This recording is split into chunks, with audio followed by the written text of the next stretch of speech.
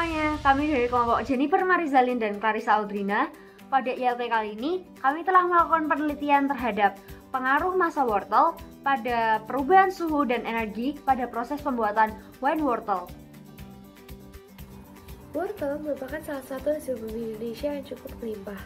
Selain ketersediaannya yang melimpah, wortel juga memiliki kandungan gizi yang cukup baik untuk tubuh. Wortel juga memiliki kandungan glukosa yang cukup tinggi. Wine merupakan minuman beralkohol hasil fermentasi buah-buahan.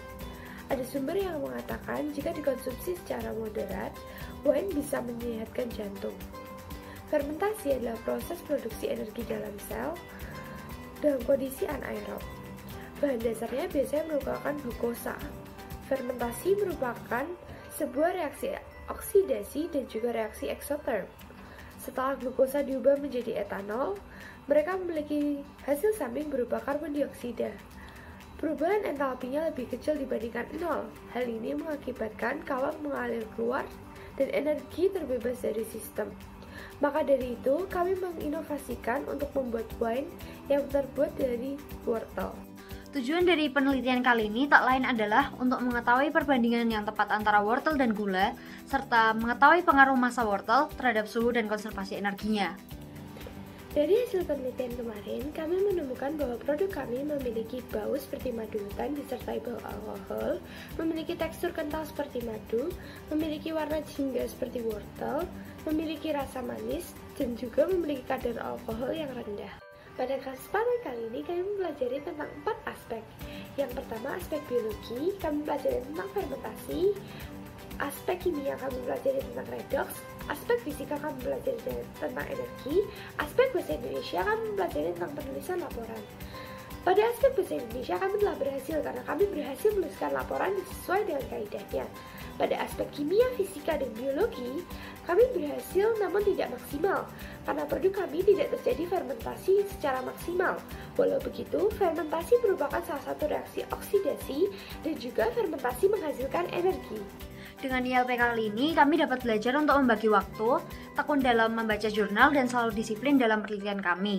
Selain itu, karena kami mengalami kegagalan, kami diajarkan untuk terus mencari sumber yang lebih terpercaya lagi dan terus-menerus merefleksikan diri sendiri terkait ketekunan dan berbagai aspek kebudayamaan. Produk kami ini tidak menyerupai hipotesis kami, karena produk ini memiliki bau seperti madu hutan disertai bau alkohol, tekstur kental seperti madu, warna berwarna jingga seperti wortel, dan rasa manis serta kadar alkohol yang rendah. Maka di sini dapat kami simpulkan bahwa produk kami bukanlah wine. Terima kasih telah menyaksikan video presentasi dari produk kami.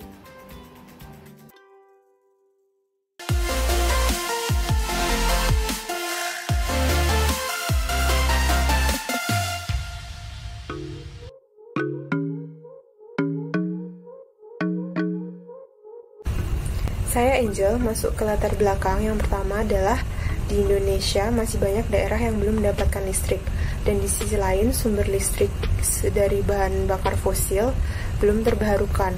Dan dari sana kami mendapatkan ide dari kentang yang jika dilihat dari aspek biologinya memiliki kandungan asam fosforik, sodium, potasium, ion klorida, dan garam. Hal itu dapat menghasilkan elektrolit. Begitu juga dengan singkong. Dan di Indonesia, singkong dihasilkan secara melimpah. Jadi dari sana kami mendapatkan ide untuk membandingkan kandungan elektrolit dari singkong dan kentang.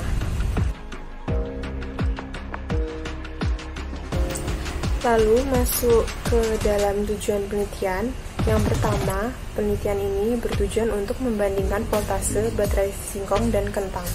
Dan yang kedua, untuk mengukur efisiensi konversi energi singkong dan kentang. Saya akan menjelaskan hasil dari percobaan kami. Hasilnya adalah singkong dan singkong rebus menghasilkan tegangan listrik yang lebih tinggi daripada kentang rebus, yakni 0,75 volt dan 0,76 volt. Di sisi lain, tape singkong menghasilkan tegangan terendah dari semua sampel, yakni 0,59 volt. Data ini menunjukkan kesimpulan fisika bahwa singkong dapat menghasilkan tegangan listrik yang lebih besar daripada kentang. Dan perlakuan terbaik untuk menghasilkan tegangan listrik maksimum yaitu perebusan. Maka, singkong rebus menghasilkan baterai terbaik dari keempat sampel.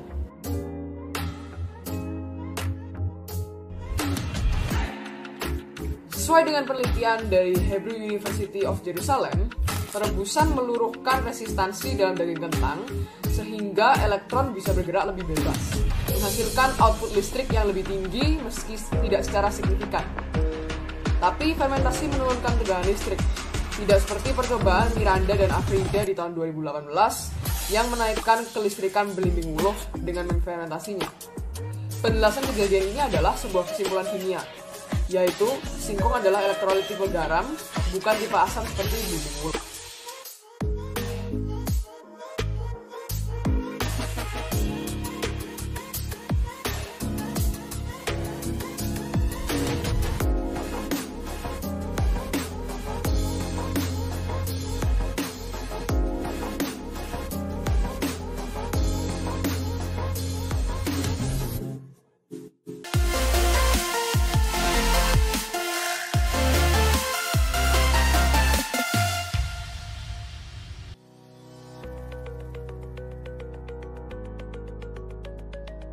Halo, saya Dian Areta. Halo, saya Gea Meliala. Salabar merupakan inovasi energi bar dengan bahan baku berupa tepung ubi jalar ungu yang dimodifikasi dan buah salak sebagai peningkat imunitas tubuh untuk mengurangi potensi tertularnya COVID-19. Pandemi Corona menyebabkan masyarakat semakin sibuk bekerja untuk mencari tambahan penghasilan. Akibat dari pekerjaannya selalu menjadi prioritas paling utama, asupan makanan bergizi, waktu berolahraga, dan pola tidur yang cukup seringkali dilupakan. Apabila hal ini terus berlanjut, daya tahan dan sistem imunitas tubuh akan melemah dan tubuh menjadi lebih rentan terhadap penyakit. Fermentasi ragi tempe yang dilakukan terhadap ubi jalar ungu menggunakan jenis Rhizopus oryzae bertujuan untuk mengetahui pengaruh penambahan konsentrasi ragi tempe terhadap karakteristik fisik dan organoleptik tepung. Ditinjau dengan pembuatan tabel masing-masing kandungan komponen bahan baku yang diubah menjadi satuan gram, kalori, atau kal. Pada proses fermentasi tepung, timbul fermentasi asam laktat yang merupakan salah satu contoh respirasi anaerob oleh Rhizopus oryzae. Tahapan fermentasi asam laktat meliputi tahap glikolisis dan dehidrogenasi.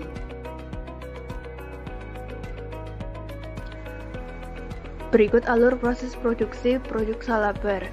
Persiapan alat bahan, penakaran, pemanggangan, cutting and shaping, dan produk akhir.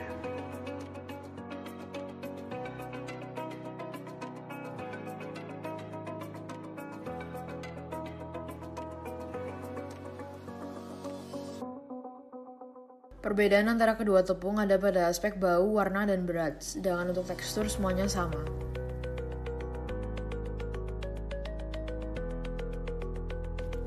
Hasil uji organoleptik tepung menunjukkan bahwa tepung yang difermentasi lebih unggul pada aspek tekstur dan warna, sedangkan untuk aspek bau, lebih disukai tepung ubi jalar ungu yang tidak difermentasi.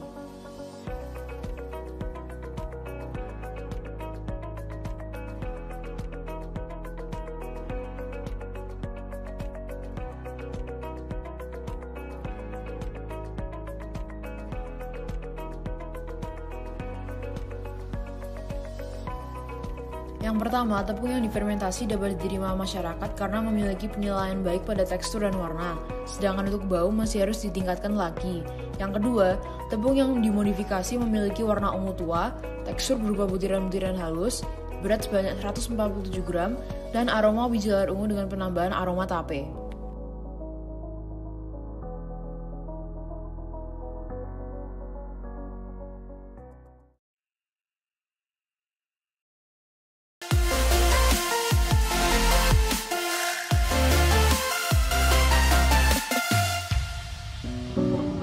Selamat pagi, selamat siang, dan selamat petang bagi teman-teman yang kami kasih dan guru-guru yang kami hormati dalam presentasi kami yang berjudul Pengaruh Aktivitas Fisik Intensif Terhadap Frekuensi Pernafasan dan Kesetaraan Energi yang Menyertainya.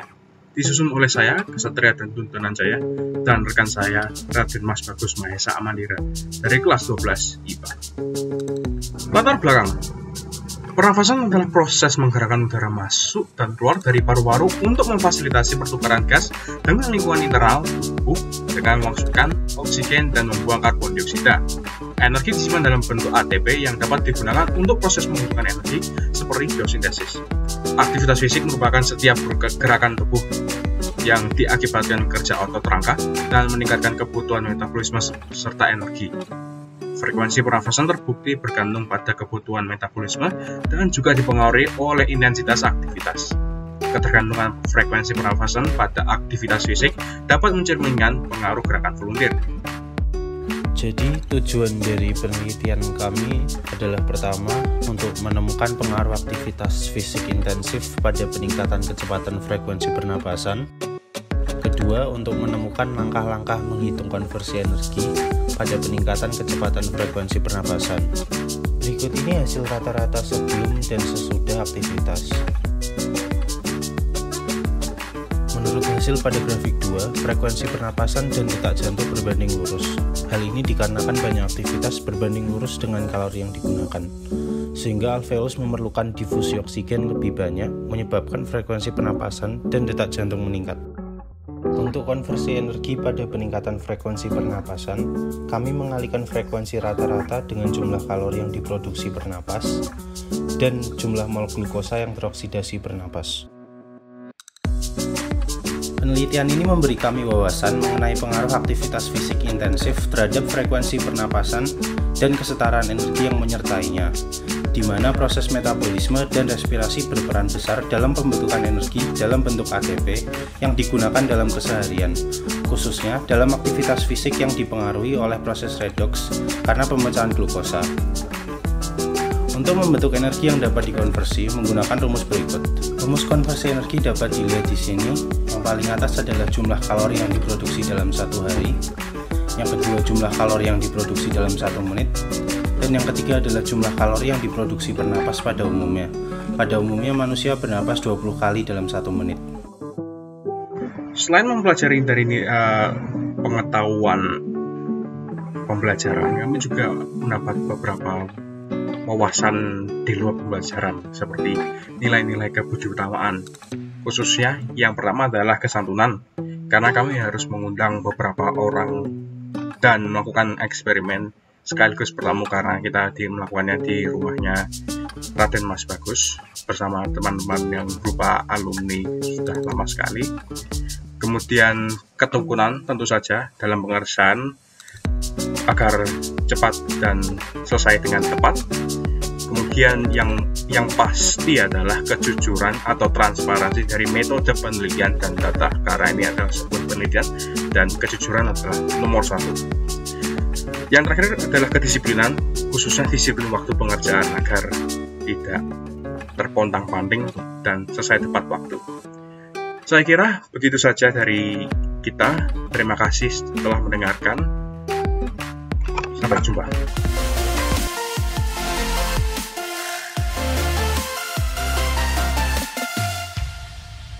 Halo semua, saya Hendri Nata dan partner saya Dani Kofida dari kelas 12 MIPA. Di sini kami akan mempresentasikan tentang pengaruh jumlah intensitas cahaya terhadap laju proses fotosintesis tumbuhan hidrilat.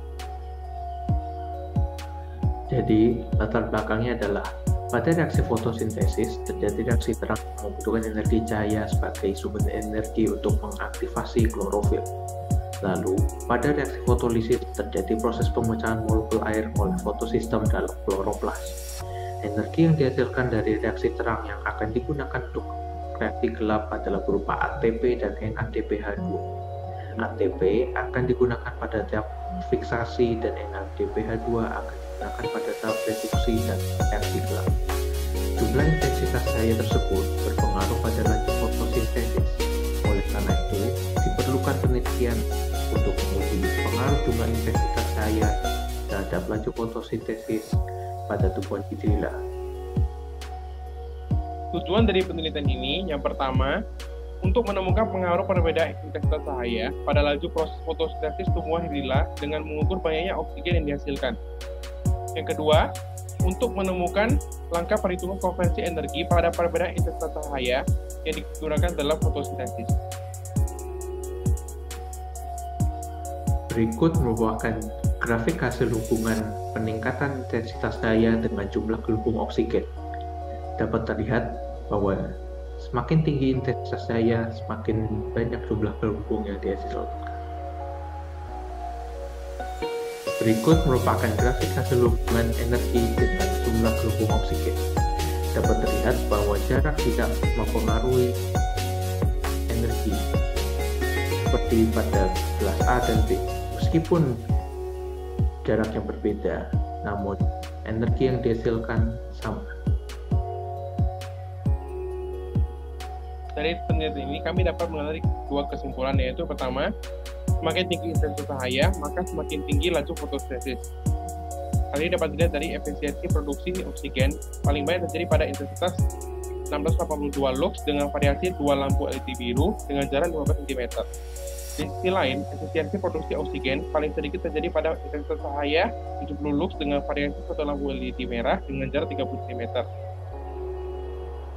Yang kedua, semakin besar energi foton, maka semakin besar laju fotosintesis. Dapat ini dapat dilihat dari efisiensi produksi oksigen paling banyak terjadi pada energi foton sebesar 8,8 kali 10 pangkat minus 19 Joule dengan variasi 2 lampu LED biru dengan jarak 15 cm. Di sisi lain, efisiensi produksi oksigen paling sedikit terjadi pada energi foton sebesar 3,2 kali 10 pangkat minus 19 Joule dengan variasi 1 lampu LED merah dengan jarak 30 cm. Refleksi pelajaran yang kami peroleh dari aspek biologi adalah kami mempelajari proses fotosintesis yang terjadi. Dalam aspek fisika, kami mempelajari jumlah intensitas daya dan energi foton terhadap proses fotosintesis. Dalam aspek kimia, kami mempelajari reaksi redoks yang terjadi pada proses fotosintesis. Dalam aspek bahasa Indonesia, kami mempelajari teks editorial yang berfungsi sebagai informasi tambahan televisi. Refleksi diri yang dapat kami peroleh yaitu harus konsisten dalam melakukan sesuatu, teliti dalam mengolah data, dan pantang menyerah. Sekian presentasi dari kami. Terima kasih.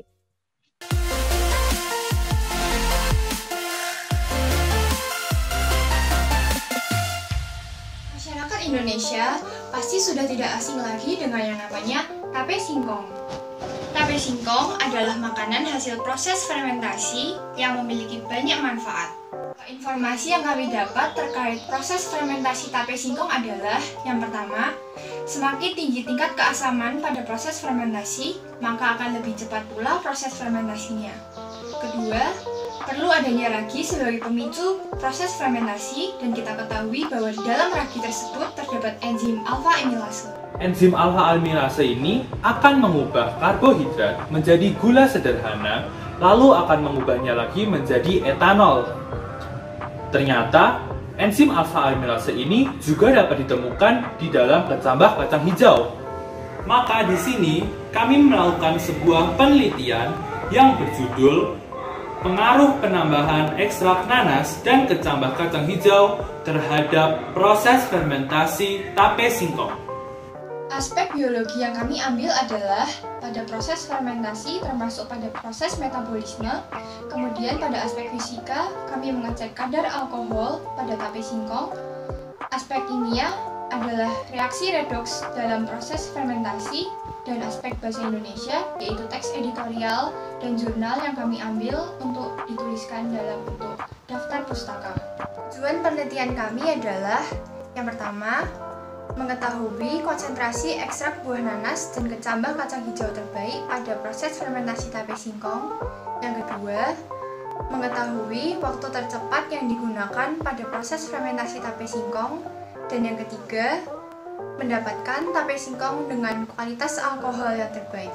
Bahan-bahan yang harus disiapkan antara lain singkong, ragi tape, nanas, kecambah kacang hijau atau yang biasa disebut tauge, dan juga aquades. Langkah mengambil ekstrak nanas. Kupas buah nanas hingga bersih. Kedua, potong kecil-kecil buah nanas. Ketiga, blender buah nanas hingga halus. Terakhir, saring jus nanas dengan saringan dan ambil ekstraknya. Langkah mengambil ekstrak kecambah kacang hijau. Rebus kecambah kacang hijau menggunakan aqueous selama kurang lebih 30 menit. Kemudian, saring dengan menggunakan saringan dan ambillah ekstraknya. Pembuatan sampel tape singkong sama seperti pembuatan tape singkong pada umumnya, kemudian ditambahkan ekstrak sesuai dengan konsentrasinya. Lalu hasil yang kami peroleh. Yang pertama, kualitas terbaik kami dapati pada sampel dengan perbandingan 1:2, yaitu 10 gram ekstrak nanas dan 20 gram ekstrak kecambah kacang hijau. Kualitas ini kami lihat dari teksturnya yang telah empuk dan juga warnanya yang telah menyerupai tape yang sudah jadi.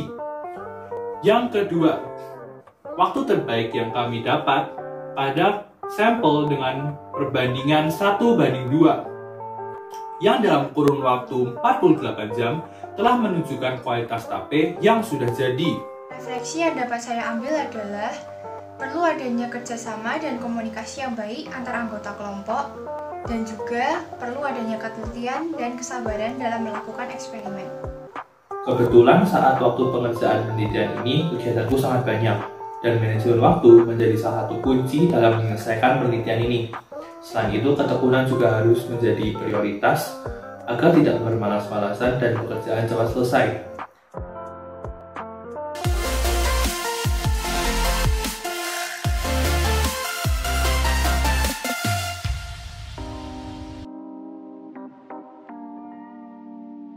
Intensitas cahaya dapat mempengaruhi proses fotosintesis yang biasa dapat kita lihat dengan percobaan Ingenhousz pada tanaman hidrilla. Tapi pernah kepikir gak sih kalau kita melakukan proses Ingenhousz dengan air dengan berbagai macam warna? Jadi di sini saya Lala dan saya Vincent ingin mempresentasikan hasil penelitian kami. Awal penelitian ini kami berpikir bahwa apakah air dapat berpengaruh terhadap proses fotosintesis pada tumbuhan hidrilla. Dari situ kami berpikir bahwa untuk membuat penelitian ini dengan judul pengaruh intensitas cahaya dan warna pada air terhadap proses fotosintesis. Penelitian yang kami lakukan ini bertujuan untuk mengetahui apakah intensitas cahaya dan warna air pada tanaman dapat mempengaruhi proses fotosintesis pada tanaman hidrilla. Berikut hasil penelitian yang kami lakukan. Pada percobaan pertama, kami menguji 3 sampel dengan warna yang berbeda, yaitu merah, kuning, dan biru dengan menggunakan intensitas cahaya sebesar 1420 lux. Dan pada percobaan kedua, dengan jumlah sampel yang sama, kami menggunakan intensitas cahaya sebesar 7500 lux. Dan dari hasil penelitian tersebut dapat kami buktikan dengan tabel berikut ini. Penelitian ini kami lakukan pada 9 September 2020 di Laboratorium Biologi SMA Budi Utama. Adapun permasalahan yang kami dapat dari penelitian ini adalah yang pertama, memilih waktu yang tepat melakukan penelitian di sekolah terutama pada masa pandemi ini. Yang kedua, mencari tanaman hidrilla yang hanya terdapat di toko tertentu. Ketiga, ketelitian dan ketepatan waktu sangat berpengaruh pada proses penelitian. Dalam segi pelajaran, berikut beberapa hal yang dapat kami pelajari dari percobaan yang kami lakukan. Yang pertama, yaitu biologi. Kami dapat mempelajari tentang proses fotosintesis yang terjadi. Yang kedua, yaitu pelajaran kimia. Kami mempelajari tentang reaksi redoks yang terjadi dalam proses fotosintesis. Dan yang ketiga adalah pelajaran fisika. Kami mempelajari tentang gelombang cahaya dan intensitas cahaya terhadap proses fotosintesis. Hasil refleksi diri yang kami dapat adalah ketelitian dalam melakukan penelitian. Yang kedua, tanggung jawab terutama dalam penggunaan alat laboratorium milik sekolah. Dan yang ketiga, kejujuran pada data hasil penelitian.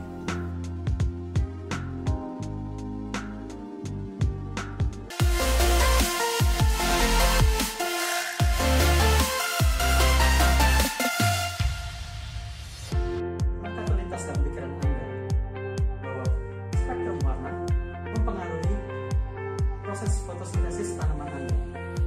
Saya Jonathan I dan saya Hussein Buri. Kami dari kelas 12 IPA akan mempresentasikan tentang pengaruh spektrum warna terhadap proses fotosintesis.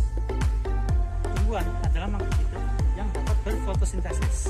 Fotosintesis adalah proses pembuatan makanan oleh tumbuhan yang menyerap cahaya. Cahaya tersebut diserap oleh klorofil. klorofil sendiri dapat menyerap berbagai spektrum cahaya. Dari percobaan ini, kami akan membuktikan spektrum cahaya mana yang dapat diserap baik oleh klorofil tersebut. Jadi, tujuan dari penelitian kami adalah untuk membuktikan spektrum warna apakah yang paling cocok untuk fotosintesis. Nah, kita melakukan percobaan ini melalui proses in-house. Berikut adalah foto hasil percobaan kami.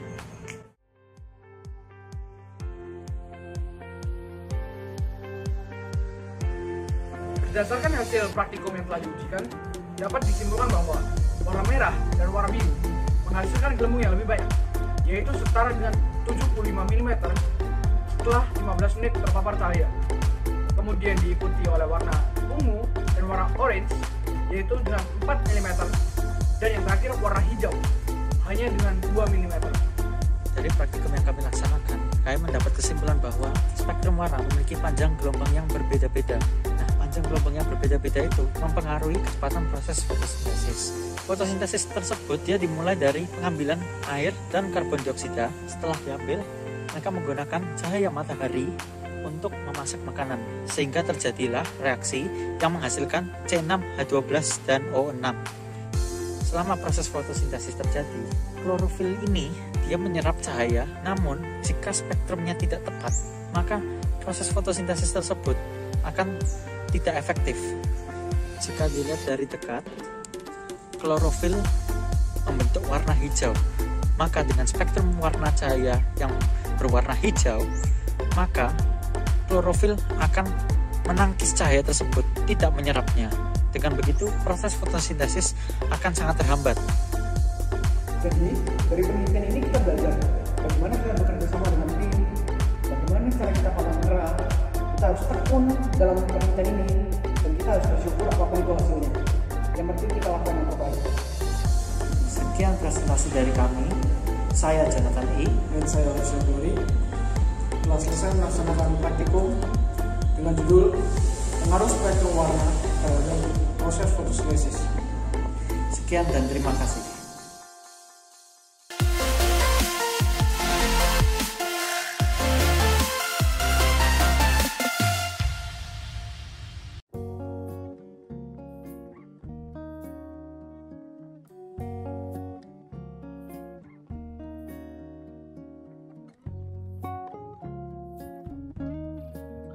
Industri kelapa muda di Indonesia sangat melimpah dengan rata-rata produksi di Indonesia tahun 2016 sampai 2019 hampir 3 juta per tahun. Daging dan air kelapa muda mempunyai banyak potensi untuk diolah menjadi minuman karena mengandung banyak manfaat bagi kesehatan. Minuman probiotik diminati orang karena mendukung kesehatan. Fermentasi laktosa adalah sumber utama mendapatkannya. Namun bagi banyak orang yang intoleran atau alergi laktosa, pilihannya tidak begitu banyak. Tujuan dari penelitian ini adalah untuk membuat alternatif minuman probiotik berbasis jus kelapa bebas laktosa karena difermentasi dengan bibit kefir air. Hasil yang kita dapatkan dari penelitian ini adalah jus kelapa dapat dijadikan minum probiotik dengan bibit kefir air. Karena di dalam minuman tersebut kita mengamati adanya aktivitas bakteri karena bibit kefir makan kelapa yang ada di dalam minuman tersebut dan membuat minuman ini menjadi lebih cair dan kurang manis dibandingkan sebelum difermentasi.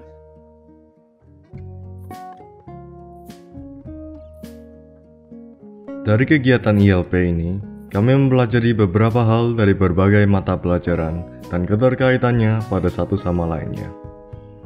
Pada aspek biologi, kita mempelajari tentang proses respirasi anaerob pada fermentasi menggunakan bibit kefir dan macam-macam bakteri yang terdapat pada minuman probiotik sebagai pemecah senyawa organik. Pada aspek kimia, kita mempelajari bahwa fermentasi ada reaksi redoks sederhana yang membentuk asam laktat, di mana molekul glukosa diubah menjadi asam laktat, dan juga reaksi-reaksi kimia yang terjadi padanya.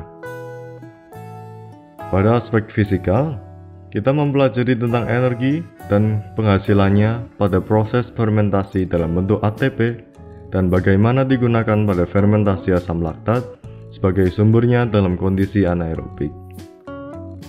Pada aspek bahasa Indonesia, kita mempelajari cara menulis teks editorial dan penelitian dengan baik dan benar. Dengan penelitian ini, kami juga mempelajari berbagai ajaran untuk karakter kita. Salah satu ajaran untuk karakter kita adalah ketekunan. Karena penelitian ini masih dalam percobaan, pasti terjadi kegagalan, dan tetap harus fokus dan mencoba agar bisa mendapatkan hasil. Ajaran lain yang kita dapat selama ILP adalah ketelitian, karena saat melakukan percobaan harus teliti dan benar agar hasilnya baik.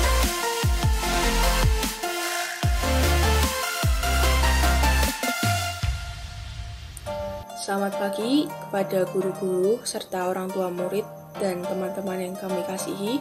Saya Ayu Hapsari Wijaya Putri dan teman saya Evan Dio Hendrawan akan mempresentasikan tentang pengaruh dari pengaplikasian ragi padat dan cair pada suhu dan massa dari saat proses fermentasi tapai singkong. Lihat proses pembuatan tape singkong. Peragian merupakan tahap yang sangat penting dalam menghasilkan tape. Kami ingin mencari berbagai macam pengaplikasian ragi serta mengamati perubahan yang terjadi. Apa sih permasalahan yang kami ambil pada penelitian kali ini? Pertama, apakah pengaruh dari bentuk ragi pada masa tapai dalam proses pembuatan fermentasi tapai singkong? Yang kedua, apakah pengaruh dari bentuk ragi pada suhu tapai saat proses pembuatan fermentasi tapai singkong? Kini bertujuan mengetahui pengaruh bentuk ragi pada masa tape pada pembuatan fermentasi tapai singkong dan mengetahui pengaruh bentuk ragi pada suhu pembuatan fermentasi tapai singkong. Hasil pembahasan atau analisis data yang kami lakukan, pertama adalah hasil dari pengaruh bentuk ragi pada masa tapai singkong. Pada penggunaan ragi tape basah dan kering, kandungan pati pada singkong lebih terurai, sedangkan pada pemakaian fermipan tidak terurai, sehingga teksturnya juga lebih keras dibanding dengan pemakaian ragi tape basah dan kering. Ragi tape basah dan kering memiliki tekstur yang lebih lembut, tetapi ragi tape basah dapat lebih cepat terurai dibanding dengan penggunaan ragi tape kering, sehingga teksturnya juga lebih lembut atau empuk dan juga lebih berair dibanding dengan pemakaian ragi tape kering. Lalu yang kedua ada dari pengaruh bentuk ragi pada suhu tapai singkong. Sebenarnya yang lain juga tidak terlalu berbeda. Kenaikannya sekitar 1,3 derajat sampai 1,5 derajat. Tapi pada pemakaian fermipan kering, saat setelah 2 hari fermentasi, kenaikannya mengalami kenaikan paling tinggi, yaitu 3 derajat Celcius. Jika diurutkan dari suhu terendah ke tinggi, menjadi ragi tapai basah, ragi tapai kering, fermipan basah, dan fermipan kering.